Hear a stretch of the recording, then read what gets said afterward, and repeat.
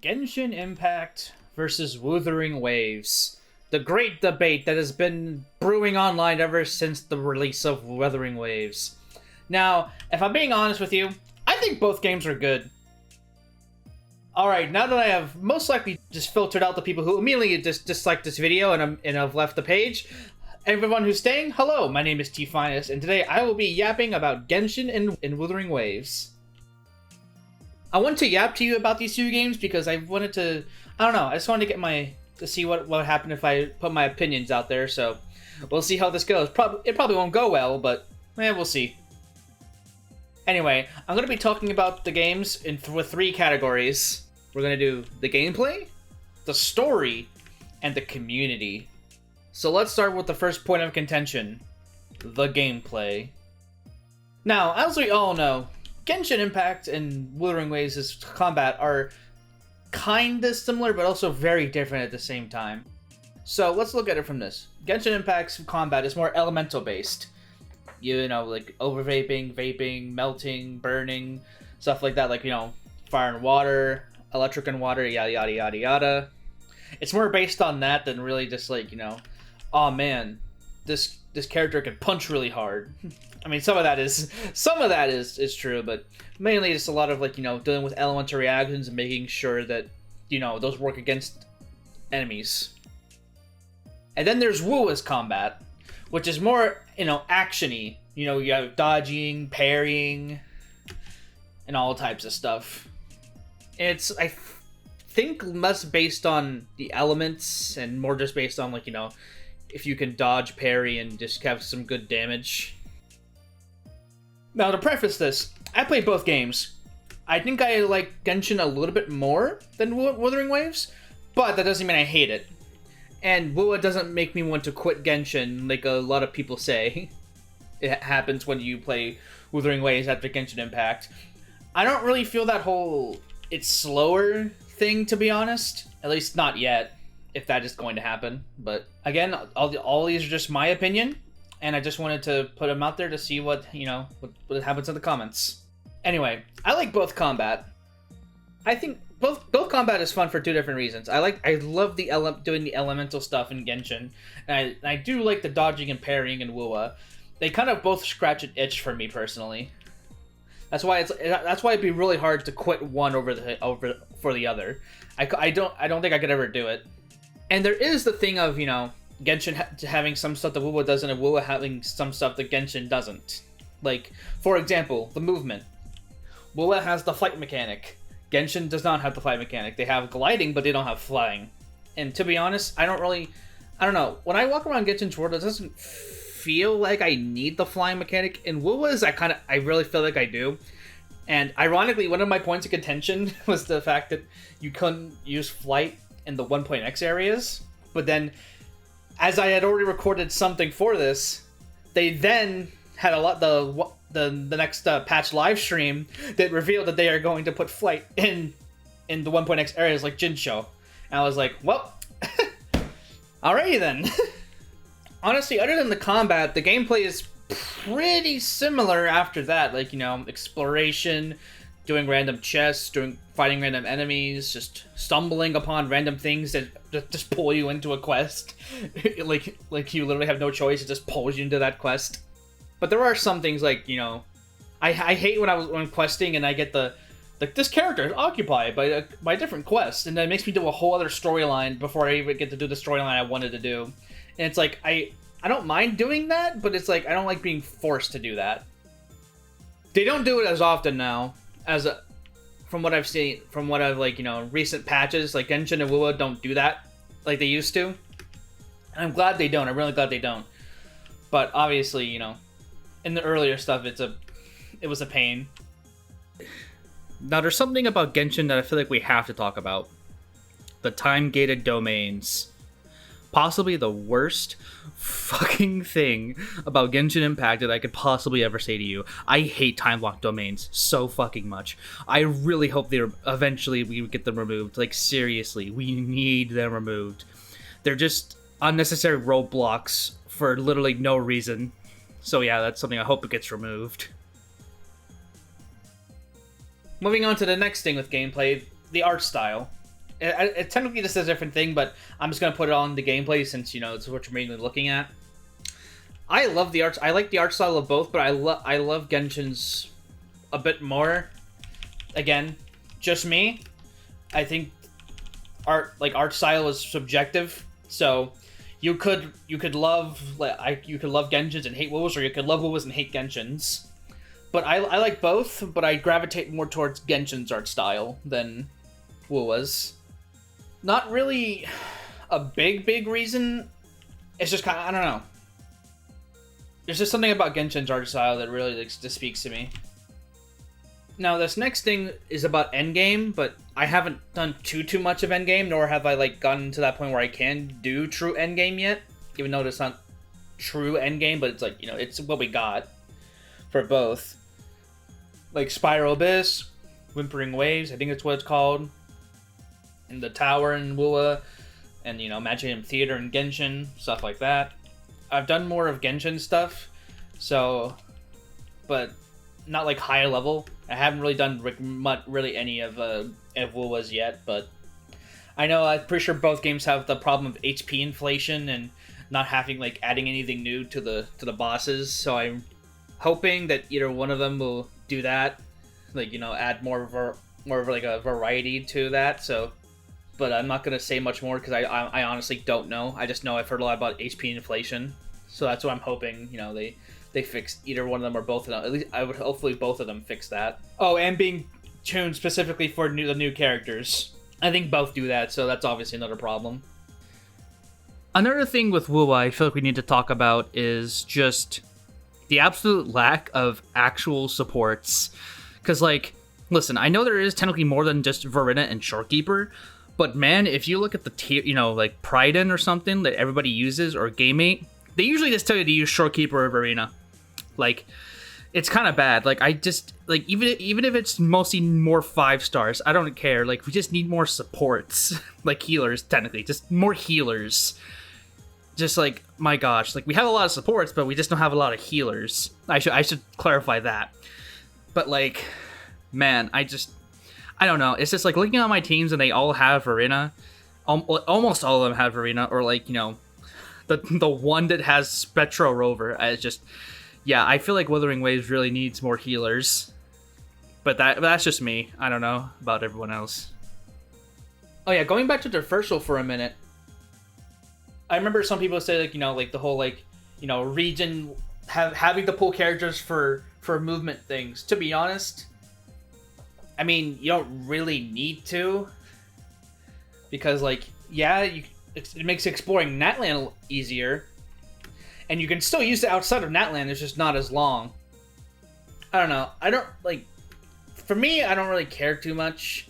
I don't really use the special abilities of my Natlan characters too much, to be honest. The only one I really truly use a lot of is Shalodin's ability to just skate up a cliff. That one I use the most. I don't really use anybody else's that much, though.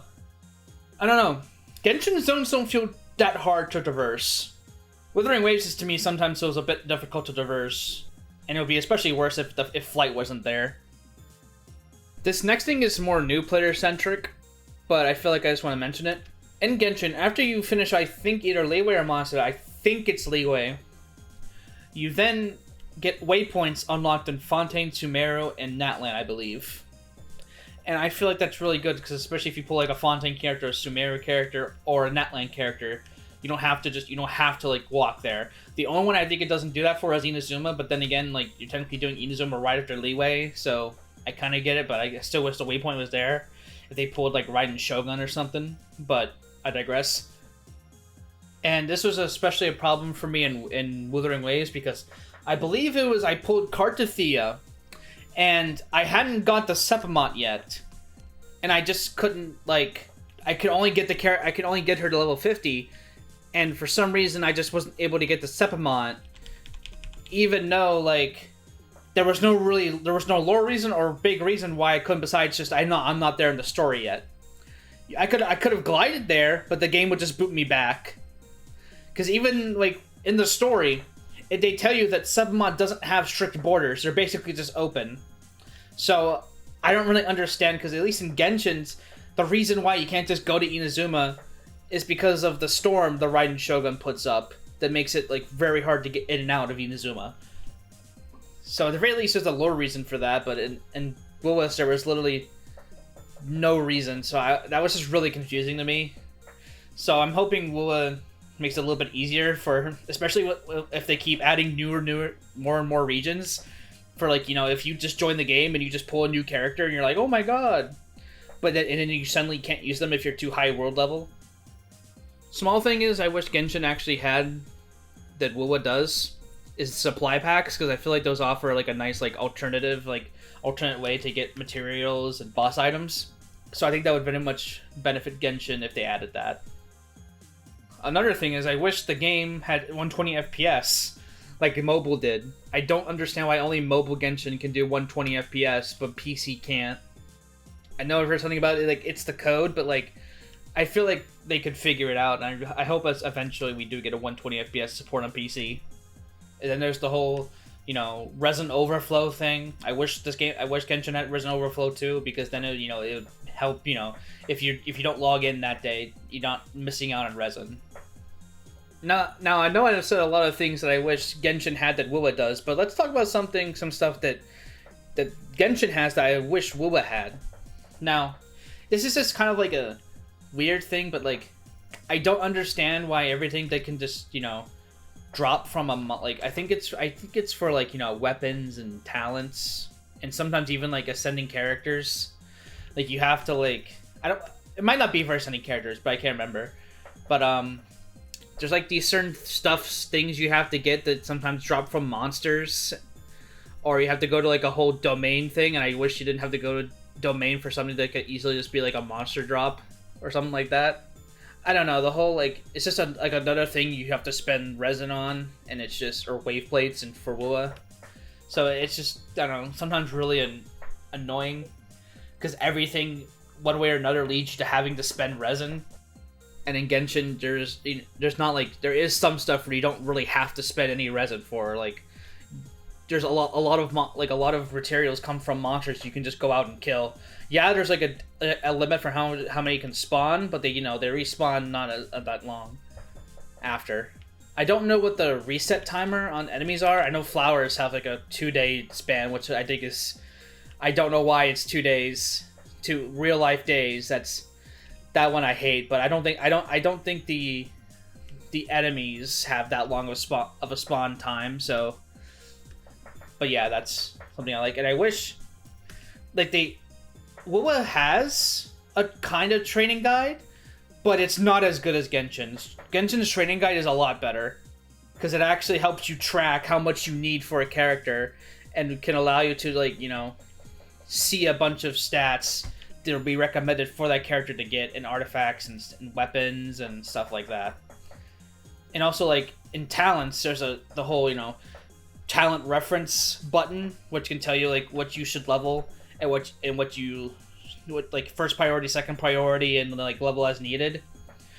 That would help so much in Wuwa, honestly, because I don't know because there's like so many different skill things that I'm not sure which one to choose.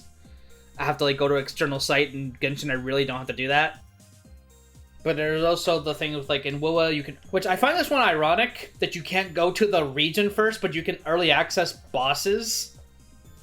In Wuwa, like you can like early access the newest boss for your character, but you can't go to the region to ascend them. That one's confusing. But I do wish in Genshin you were actually able to early access bosses for easier ease of use. Now let's talk about another big one that everyone says, weapon banner. Obviously Wuwa's is better. I don't know why Genshin's isn't separated. I really wish it was. It's definitely, the weapon banner is definitely way better than it used to be, because it at least has a 50-50, like even though there's like a 75-25 and a 50-50. At the very least, you get the fate point after losing once, and you just can get it next time. It should be like, I think it should be like Wuwa's, but it's probably like one of the best. It is what it is at right now. And I do like that Wuwa's like character pity is also 80 and not 90, but it's not too big of a difference, to be honest with you, for me. All right, I think that's enough gameplay talk. Let's transition into the story. Now, I like both stories. I like Genshin's a little bit more, but that's not kind of like unfair comparison because Genshin's been around for way longer than Wuwa has, and you know, so there's more story to Genshin and lore than Wuwa so far. But I'm a Genshin story enjoyer. Is it the best thing I've ever read or watched? No, but it's good. I think it's still good. There's a lot of lore. The lore is really fascinating. Hoyo just really knows how to make a world, a very detailed world. So it honestly impresses me a lot sometimes. And Wuwa is there's lore there, but it's just like it's not there yet. And at the time of this recording, the most recent story for Genshin was the Innefa quest, and for Wuwa was the Perlova quest.